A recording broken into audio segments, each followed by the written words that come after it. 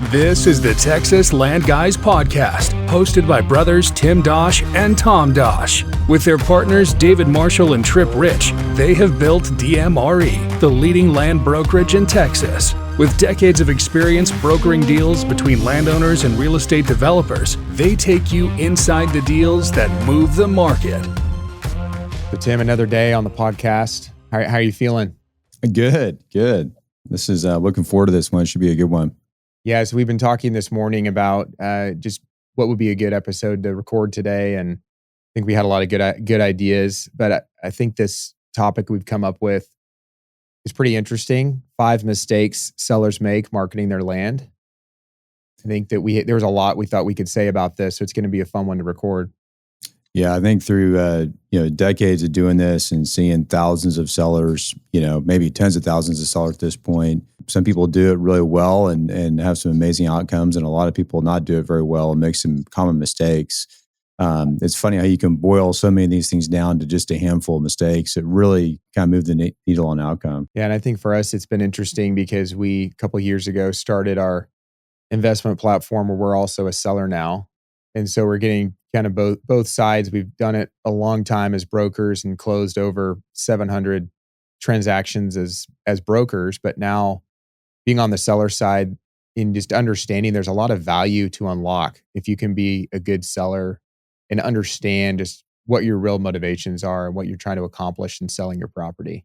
Yeah, it actually is kind of funny because you think it's just pretty straightforward. If you have a valuable asset, you just sell it and you get a good price for it. But I think it actually gives us a pretty big edge, actually knowing how to be a good seller, how to optimize that process. It creates a lot of value on the actual asset. I mean, I would say significant value, maybe 20 to 30%, more than you could get in the market if you actually know how to be a smart seller and how you approach the sales process. And I know we were talking about, is this do we make this more of a 5 tips episode, or do we make this 5 mistakes? I thought what you said was interesting about, why I think we're choosing to make it 5 mistakes. Yeah, just that people tend to be drawn to the negative. A lot of times, maybe we all think that we do a pretty good job with things in our life and we know what we're doing even when we probably don't know what we're doing. Sometimes when there's whatever it is, it may be something about a medical thing or sports thing. Everybody's a good armchair quarterback and they think they can kind of figure it out. So they don't necessarily think they need tips, but when they hear, man, there's some common mistakes and there's some things you should watch out for, I think as humans, we're just kind of drawn to that. Let's dive in. So I think I had some suggestions for where we would start, but I thought you had a really, really good place to start. And as I think about it, I think that when we do meet with landowners, when we're in that position, it is probably the first thing we're thinking about. But the first mistake that we see land sellers make, why don't you cover that? Yeah, so we talked about, there's a lot of things you might think of as mistakes to start with, but I think the number one thing is what's your motivation or what's your goal in selling your property, which I think a lot of people might say at face value, well, that seems obvious. I want to get a really good price. I want to get every penny that my land is worth, which I think in a lot of cases, that's the truth. People do want the highest price. And I think we can talk about what you want to do if that's your end goal. There's a specific way to market your property to optimize that. But there's also people who say, you know what, maybe there's a reason why I'm selling. I'm under pressure. I have to sell. I need the property to close in a specific time period. Maybe it's a short time period. Maybe it's a couple months. Sometimes it's been as short as 30 days. People are like, I got to sell this. And that's the real motivation. And we always talk about, you don't typically get really fast timing and a really high price. Normally, you got to choose which one you want to optimize when you're selling your land. And the third one you brought up, which I think is really good, is legacy. Is there something about this sale that's meaningful to you after you've sold the property? So we've worked with a lot of families that maybe have owned the property for generations, and they're saying, man, we want something special built on this property. We've seen deals go as far as on one deal we sold, one of our developer clients actually create a little small museum in the property for the family with artifacts from the site, telling the story of the property going back 100 years and what was meaningful for the family about the property.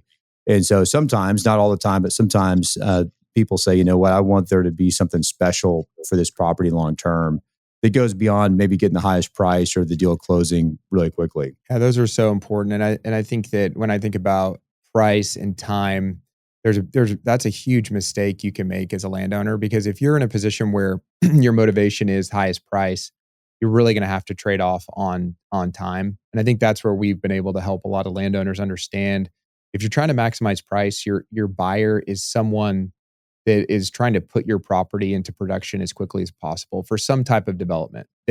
They feel that your property has value as a development that's going to have a return for them. And so now you need to start thinking about things like, what is the developer's carry cost? How can you give them additional time to minimize their carry costs of owning your land, so that they can then in turn pay you more for your property? And I think that a lot of times with many of the sellers we work with that just have never maybe sold a property, or they've sold properties, maybe more investment properties, but they haven't worked with a developer.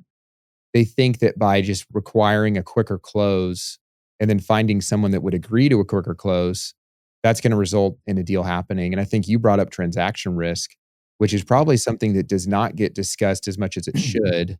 If price, time, and what's going to go on the property get discussed the most, I think probably the most important thing a seller should be thinking about is, how do you balance transaction risk? Yeah, that's right. And I think, maybe going back to other episodes we've done where we've talked about, when we talk about land, we're typically talking about land that's ready for development. And it could be any kind of development. But when you think about it that way, it's not just selling the land for the sake of the land, looking at environmental and looking at floodplain, looking at utility situation. A lot of times it's capitalizing not just a purchase of land, but capitalizing the development that's going on the land. So if it's a big tract and it's a single family neighborhood, someone's got to figure out, how do we pay for all the infrastructure improvements? We actually have to be able to build the homes that go on the property to really maximize the value. If it's an apartment deal, apartment deal is about 10% of the overall cost is the land. So the other 90% has to be capitalized to go actually build the buildings that are going to be the apartments that are going to create value for the developer. So when you see it that way, you understand that maybe for giving a developer a little bit more time could actually help them pay more for the property. And that's, I think, a secret to our success when we're the seller, is finding a very credible developer that we believe has good intentions with the site, that they really want to get the deal closed, and then giving them a little bit of time that's reasonable to actually get everything together, and then getting a higher price in exchange for that time. So maybe a 20%, 30% higher price just by giving them the time. And I think sometimes people think, well, these big developers are just trying to rip me off or get my property cheap.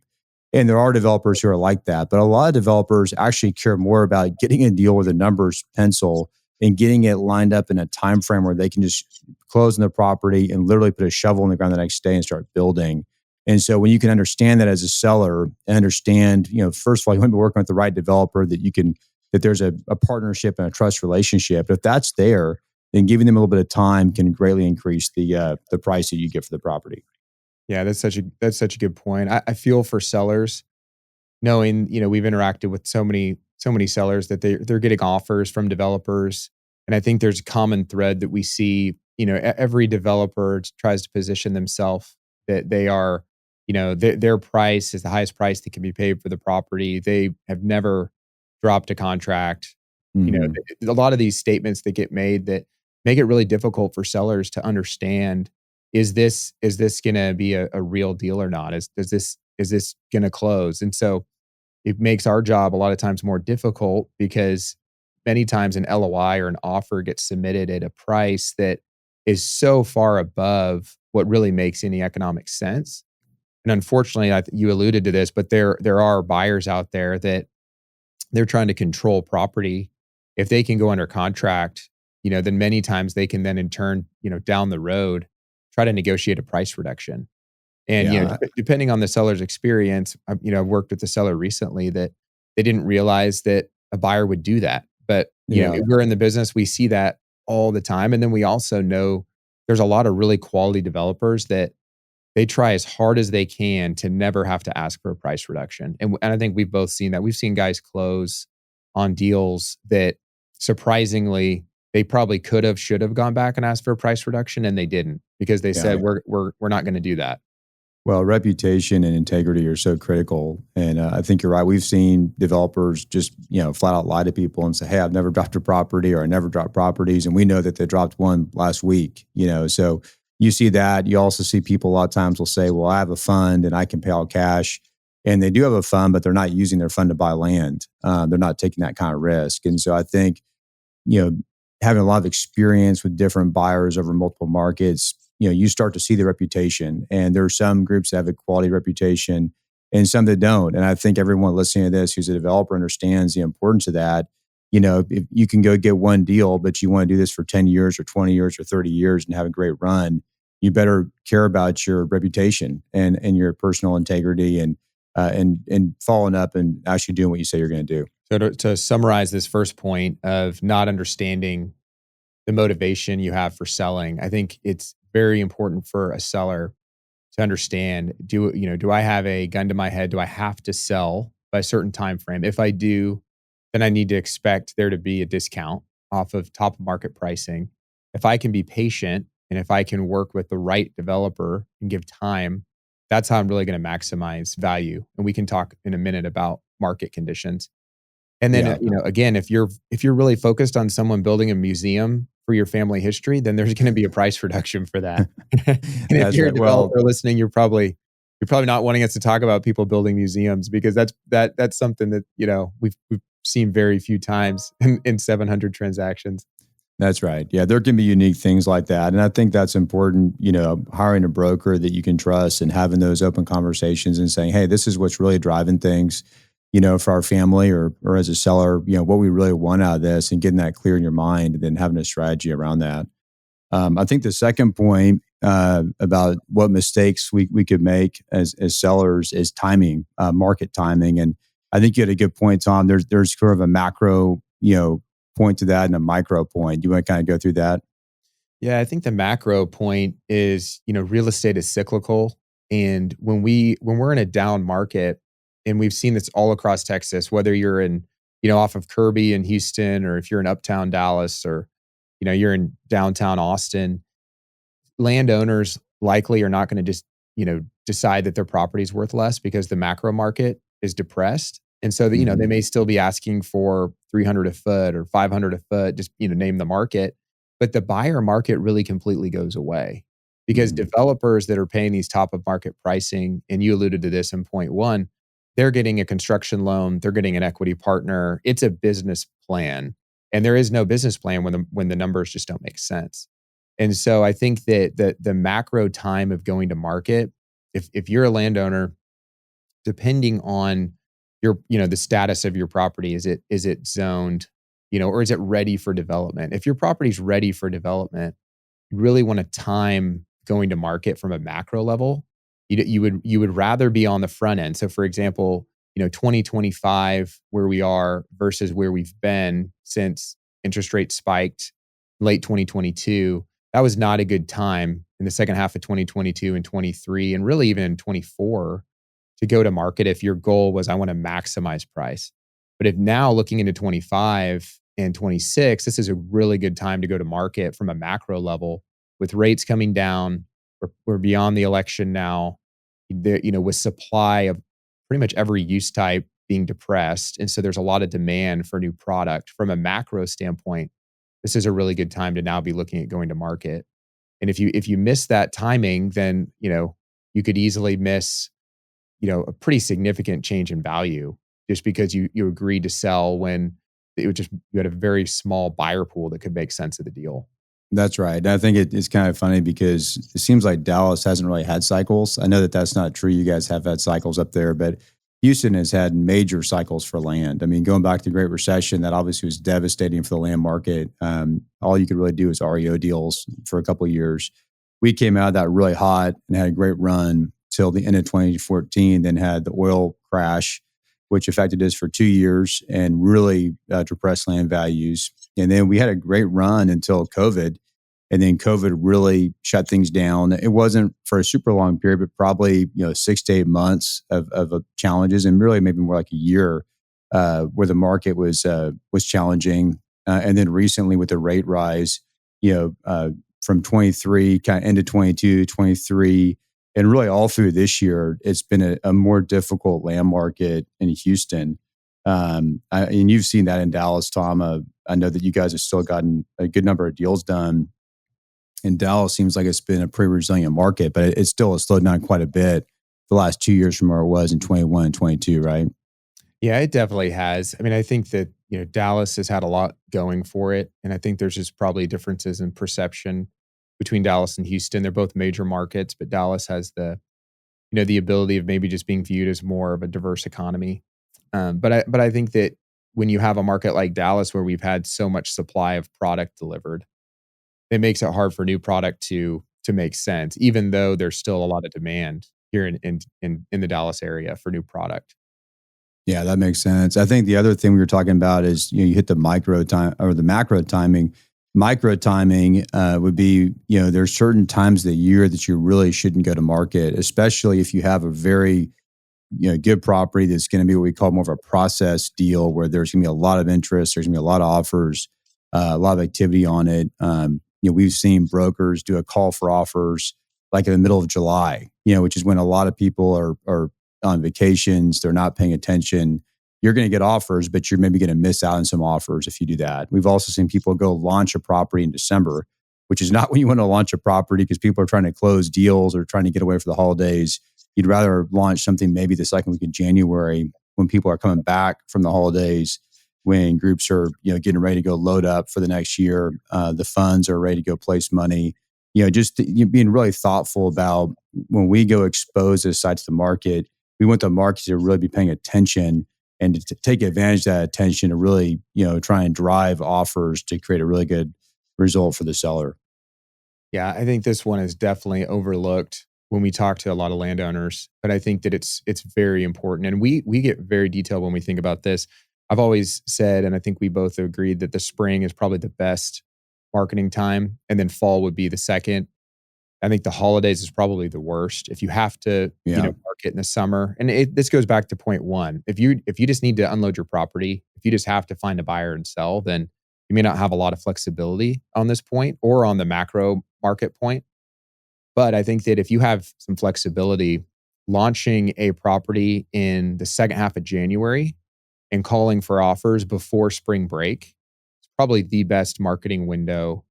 If you had to just pick what's the best marketing window. And then the same thing would go for launching a property right after Labor Day and then, getting your call for offers done before you get into the holidays, before Thanksgiving, and really having your best and final and your buyer selected.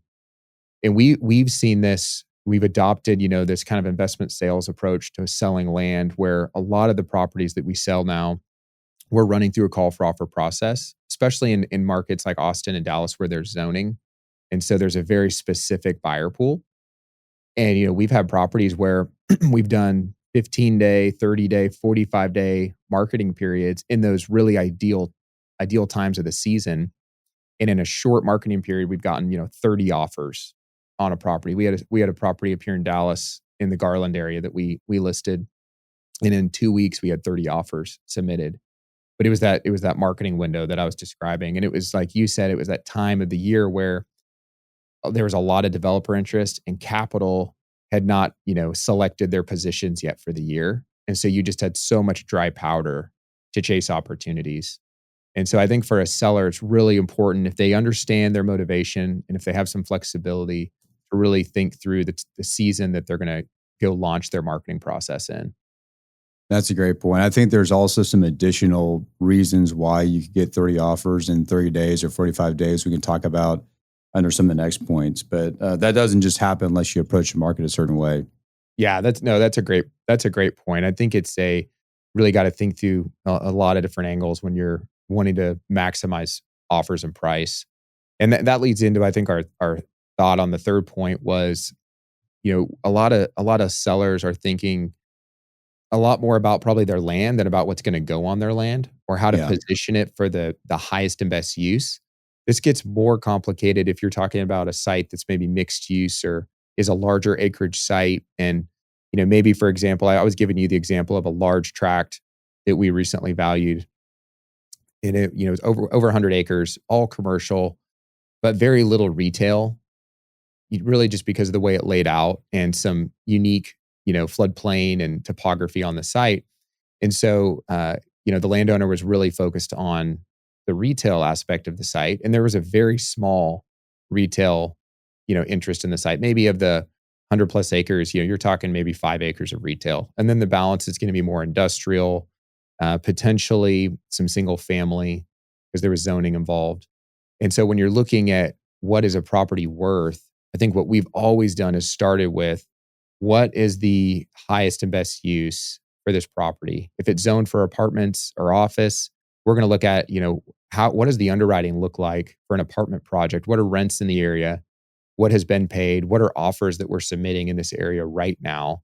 And we really get into kind of in the weeds on what are, return requirements that our developers have that we're working with. And then if it's a larger property, and I think you have a really good perspective on this being in Houston, that people outside of Houston have a really hard time wrapping their minds around no zoning. And so you can look at a property a lot of different ways. But why don't you walk through how you look at it in Houston? Because it doesn't even have to be 100 acres in Houston to where it's almost any use could potentially go there. Yeah, and I want to make the point, as you're talking about highest and best use, when we think about values, we don't really use appraisals. And that might surprise people because I think on the residential side of the business, it's there's a lot of focus on comps. Comps are somewhat public. They're on MLS. A lot of realtors can go pull those comps and see what properties sold for. Properties a lot of times are very comparable. It's how many square feet is this house, how many bedrooms, that kind of thing. In our business on the land side, like you said, there's all different kinds of uses that could go on the property, especially in Houston with no zoning. So you could have the same site could be retail, it could be multifamily, it could be, office is not very common anymore, but it could be a medical deal. There's a lot of things you could do with the property. You could also break the property up. I mean, the whole thing could be single family homes and there's one price for that. But half of it could be single family homes and half of it could be multifamily, or you could sell the hard corner off for retail. So you have to look at it in a little bit more complex way and think about what's the highest and best use. Is it one use for the whole site? Is it multiple uses? And think through what are the different transaction risk profiles for those different uses. And depending on the time of the market, there are certain uses that might be very hot at one particular time, where it's like, man, if we sell a single family right now, there's a really high likelihood that this will close. But maybe for office right now, I mean, there's not very high likelihood that you would even get an offer from an office developer because that's such a beat up part of the market. So understanding that and kind of working through that in your mind, could it be a storage site? Could part of it be a storage site? What supply look like for storage right now? Because they're very sensitive to supply. The same thing for seniors, the seniors development space. So when we kind of can work through that in our mind, the different uses, I can look at a property and within probably a minute or two, know really where that's going to trade and why it's going to trade in that range with a high level of confidence. And then, you can use comps. A lot of times we'll know, like for multifamily, for example, in certain submarkets, we are obviously tracking all the comps. We're looking at what different developers pay for these sites. But to your point, I mean, their return thresholds continue to change, rents continue to change. So what sold 2 years ago or, even 3 months ago may not be very, relevant to what gets sold today on the site. No, that's a great point. That reminded me of an example from your market in Houston. And back when I was in Houston with you and David and covering that market, we listed a site, I think it was probably back in 2018, 2019, off Memorial. And there were 2 other sites being listed by other large brokerage firms, different brokerage firms. Our site was basically in the middle. One of those other sites was just west. The other one was just east on Memorial. They were all very similar size sites. They were all similar product types. We all went to market around the same time. And the highest price ever paid there, was probably in the, low $100 plus a square foot range. And the price we ended up at versus the other 2 was about 30% higher than where the other 2 ended up at. And that's right. Yeah. All 3 deals ended up closing. All 3 deals are built today. But our land seller really benefited from what you're talking about. And that was, we did a call for offer process. We really worked with, our entire network on that. I remember a lot of site tours with, a lot of the top developers across the country that were flying in, to go look at that property. And ultimately, they ended up selling to Trammell Crow. And, they not only got a really good price for the property, but they got a really special project developed, and they still own the land next door. So that's a great example of what you're talking about. It was understanding how to position the property, how to get it to the right people, the marketing window. but it's so important. I think a lot of people just think if I have an appraisal or if this price has been paid, then that's what it's worth. And we've never approached it that way. We really, I remember, got into what rents are you projecting? What's it going to cost you to build this project? Because some developers, their cost could be 15% higher. Well, that may not result in any higher rents. It likely Yeah. won't, unless they're just building a lot Mhm. nicer project. And so, a group like a Trammell Crow that, is such a quality developer that maybe can develop for a lower, cost amount, but still develop the same project. Well, that can go back into the land. And I think that was a good example of what we saw with that property. That's a great point. Yeah, I mean that in that case, there were no comps to justify the sales price. Nothing even close. And I think it goes back to the transaction risk point we made earlier. If you're going to lead the market on pricing and create these new watermarks that are way above what anything has ever sold for, you got to pick the right developer, because the wrong developer is going to have a hard time getting that capitalized. But the right group knows how to tell the story to their capital. And it really isn't about what has been paid in the past. It's about what can we build this for, what can we lease it for, and what can we sell it for if I'm a developer. And that's what really determines where the value is going to be.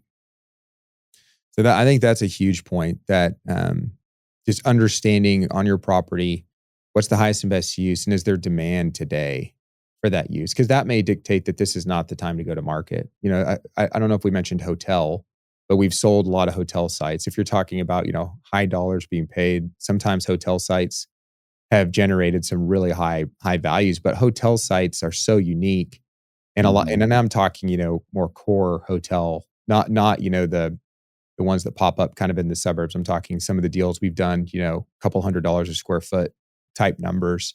But if you have a really special site like that, you probably just gonna have to be more patient if that's really the use that you're thinking is going to go there. Yeah, those deals are very market sensitive and supply sensitive for sure. But they can also, like you say, we just sold one in what I would consider to be a tougher land market in Houston for a big number. And it was a special site. It was a, great hotel site, and we had the right hotel group who could just come close it. And really unique deal for the seller. And I think that brings up a good point. In point one, what's your motivation? Another good use to think through is condo. Condos Yeah. a lot of times can pay enormous numbers. However, if your motivation is to sell quickly, that just does not go with the condo sale, because for a condo developer, for them to move forward and close on the land, they have to go get, a significant number of pre-sales. And a lot of times that's going to be dictated on the specific site, the submarket, and then just the overall market, what the bank is requiring. But, we've seen those deals where, kind of like office deals, where they put a sign up and they need to get a tenant to be able to break ground. It can be years sometimes Oh before, yeah. a condo deal breaks ground or an office deal breaks ground. So again, you can't just look at, well, this office developer bought this site down the street. A lot of times it's something that happened 6 months ago. The market's already moved and changed.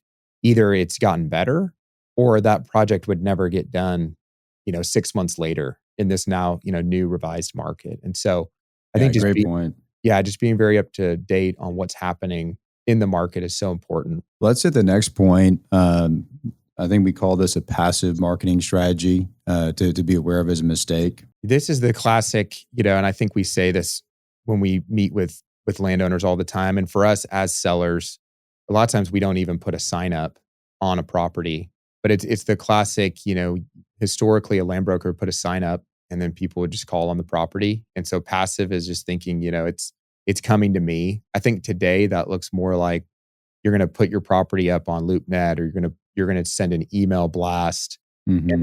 that's meant to be more active. And it's funny because I'll talk to landowners, and they'll just be harping on, is it going to be on LoopNet?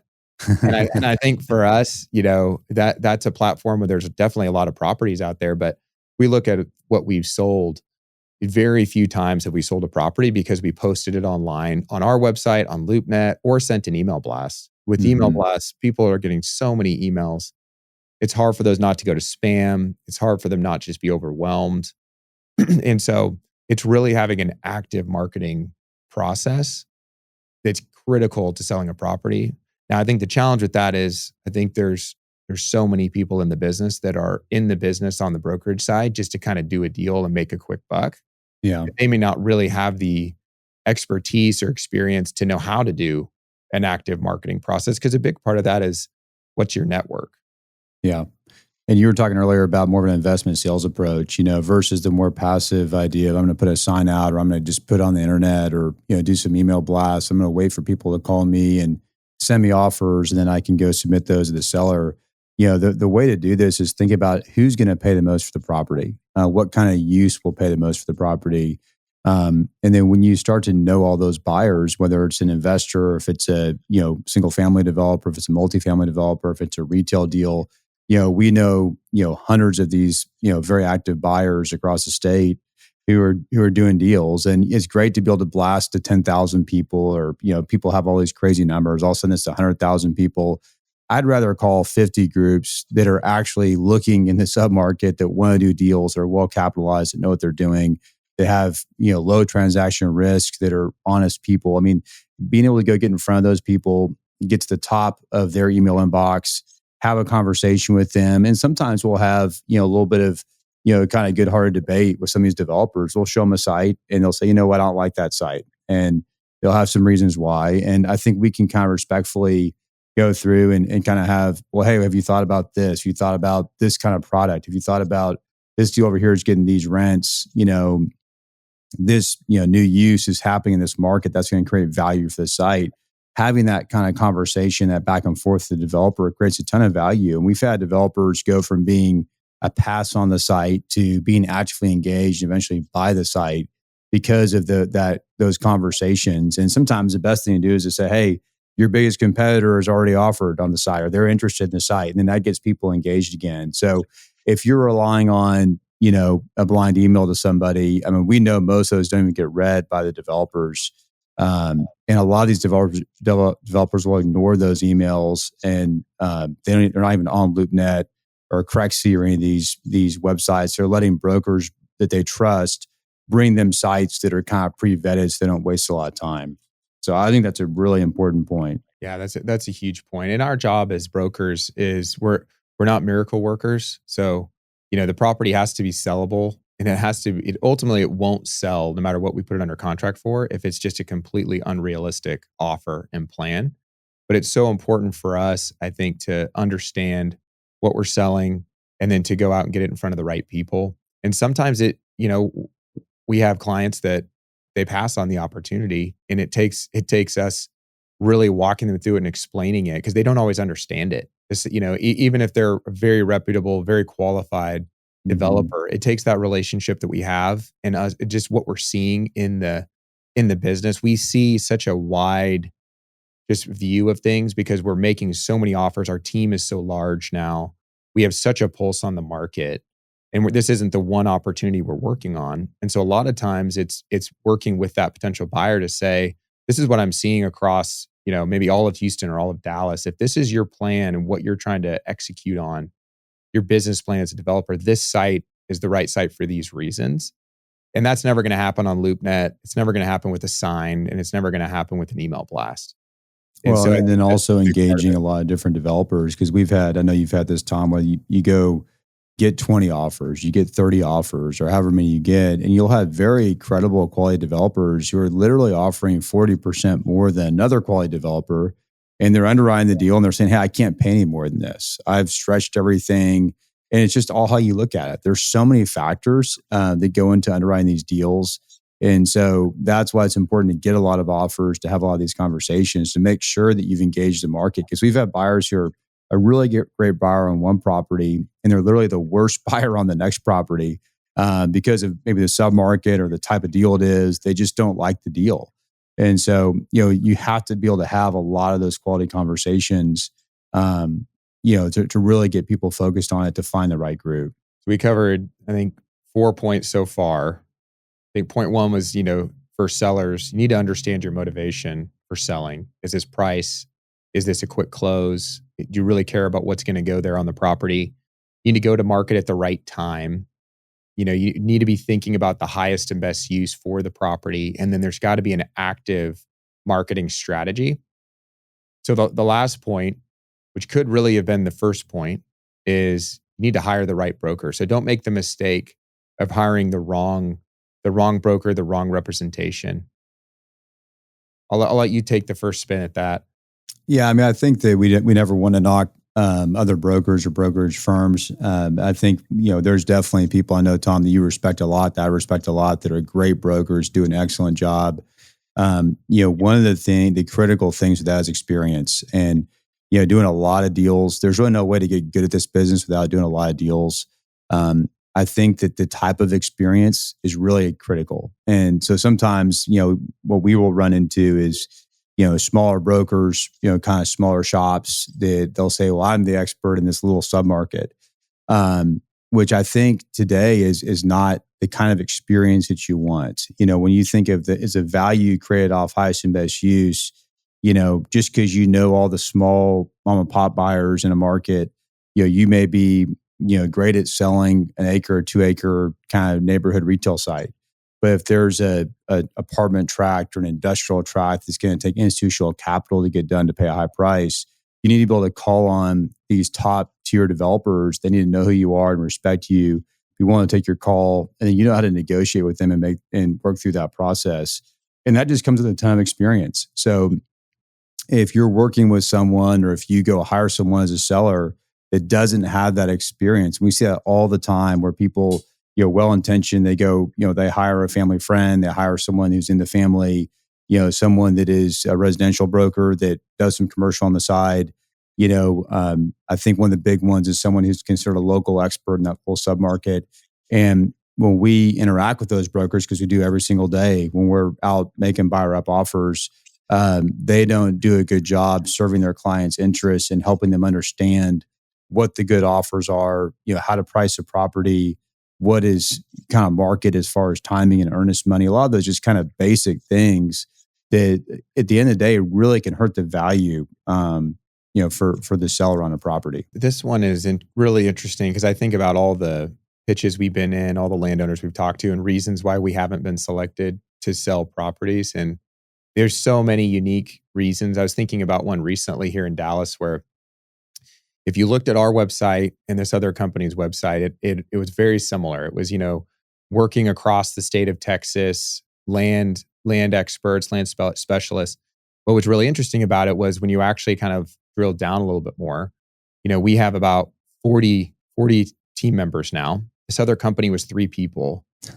So 3 people that work all across Texas, which is pretty incredible. And then if you looked at their number of transactions and the average size of the transactions, it was just very, very different. But the way they were selling themselves was, they were experts for the state of Texas, the 3 of them, and that they had all of this relevant experience. And when I we have always the challenge of, you don't want to be constantly beating your chest in these conversations, because we really care about these landowners that we're meeting with. And I think for you and I, there's been plenty of times where we've said, like, we're not the group to work on this after meeting with the landowner, because if it's a situation where we don't either have the, in that case, the time to focus on it or the expertise, or we think there's somebody that would be better, we're going to share that, because it's not going to be a good experience if we don't. And that's how we have the reputation we have. But I think what is hard a lot of times is I've seen sellers making decisions on, just people positioning themselves a certain way. Like you said, a family member, or another one that we've fought, and it's been a positive and a negative for us, is just that we're younger guys. And our company is a bunch of young, really hungry brokers that work really hard, but we don't have a lot of gray hair, which is why we keep David around for sure. David's the gray hair for the team, but that you think about, if you're making your decision off that, age is not necessarily experience, and age is not necessarily wisdom. It definitely comes with age, but I think what you're saying that's so much more important is it comes with transaction experience in a just a different way that we have started to develop the business. And if you were doing what we do 30, 40 years ago, I mean, we're talking pre-email. We're talking, that's right. Technology that's changed so much. We're talking, how these markets now that we're working in Texas are gateway markets for the entire country. That wasn't necessarily the case. The velocity of development, and a lot of the developers making these decisions they're more peers of ours. They're guys in their late 20s into their early to mid 40s. They're fast paced. They need a service that's fast paced. technology, all that benefit. So I think because of that, it's been a real positive for us that we are younger guys and that we've worked so hard on the service that we provide. We've worked really hard on developing a team and processes.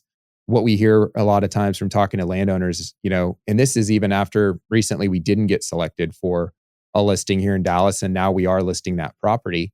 And what we were told was, the group that we had listing the property wasn't even calling us back as the landowner, and they weren't communicating with us. And such a simple thing. I think we try to go above and beyond to communicate what's going on the property and to really just, know that it's not going to be a good relationship with the owner if we can't provide a good service. So there's a lot there, but I think there's a lot of it. It's pretty subjective why owners select a broker. And I think we're trying to help owners think more objectively about those decisions. Yeah, I mean, I think when you think about highest and best use, one thing that comes to mind is, someone may say, I've done a lot of transactions, which is, I think is great. I mean, that's a good step. You've done a lot of transactions. You're way beyond someone that's only done a handful or they've done, maybe 30 to 50. If you've done hundreds, there's some experience there. But, get specific. How many industrial sales have you made? Industrial land sales? How many multifamily land sales have you made? How many, large acreage, single family communities have you sold? Yeah, we've sold, I think, getting close to 360 multifamily deals. And so you may have guys that have been in the business for 20 years longer than us that have sold 20, or maybe they've sold 10. I mean, it's not very common for brokers to sell that many of them. There's a lot of moving parts. They're hard deals to understand. Or maybe they did it, 20 years ago, they sold them, but they haven't sold anything recently. They don't have any of the new contacts. So I think understanding, is that broker's experience line up with my site? And we would see it the same way. If we own a site where there's a part of the site that is a very specific use type that we don't think we're the best in, we'll go hire someone to do that for us because we see so much value in getting the right representation with the right relationships on the other side. Yeah, and I think the probably the last thing I'd say on this point that we've mentioned already today is just what does the network look like for this broker? And I think that's where it's really hard for when we'll run into maybe a realtor that's trying to list a commercial property or just a family member. Sometimes it's even like a family member, that's based in Austin listing a property in Dallas, because everyone's kind of one person removed from someone in the business. And I think it's just, if it's a one-off person trying to go sell a development property, it's its own business. It's so much more than just the land that we're thinking about. I mean, we're thinking about where's the developer getting their money? And what is the cost? Do they have a cost advantage? Some developers can build for, like I said earlier, 15 to 20% less than others. Well, if they're willing to give you some of that in the land, it's also just going to help their project likely, get closed from a transaction risk standpoint because there's going to be more banks and more capital partners interested in investing in that. And so it's so hard, I think, for someone to have that full, well-rounded view of things. And I think for us, the benefit we have is it's not just you and me, it's an entire team. And that's one of the reasons why we've developed a team over time. And so if you're trying to make a decision as a landowner on selling a property, I think everything we said about experience, relationships in the market, network, and then also like who's actually going to be working on this project and what's the team. I think if you or I had to single-handedly go sell any property with no support, that's so much different than the machine that we've built of really well-qualified brokers, all the processes and technology we use to get properties in front of developers. And also our conference room is just a revolving door of the top developers across the country coming and sitting down with us and asking us for, opportunities. And so basically getting to showcase all these properties, but trying to compete with that, I think as a one-off broker is challenging. And so I think it's really important for a landowner to think about that. Who's going to be working this property? Yeah, those are all great points. Well, I think this has been a great podcast because I think it's, there's a lot of factors we talked about at the beginning. There's probably, 50 different things we could talk about, that really could make an impact on, getting the right, achieving the right goals as a seller for your property when you're trying to sell it. But I think if you just looked at these 5 and you said, I'm going to optimize these 5 and, really understanding my motivation, understand the timing, making sure that I understand highest and best use, making sure that it's being actively marketed, not passively marketed. And, probably one of the biggest things is getting a broker that really has experience and understands how to position your property well on the market and sell it. I think if you can really hit all 5 of those, you're going to be on your way to very successful sale of your property and really achieving the goals that you have. Yeah, this was fun, Tim. Thanks for doing this today. Yeah, that's great. All right. See you next time. Thank you for listening to our podcast today. If you have questions about land you own in Texas, send us an email at texaslandguys@dmre.com and follow us on LinkedIn to stay updated.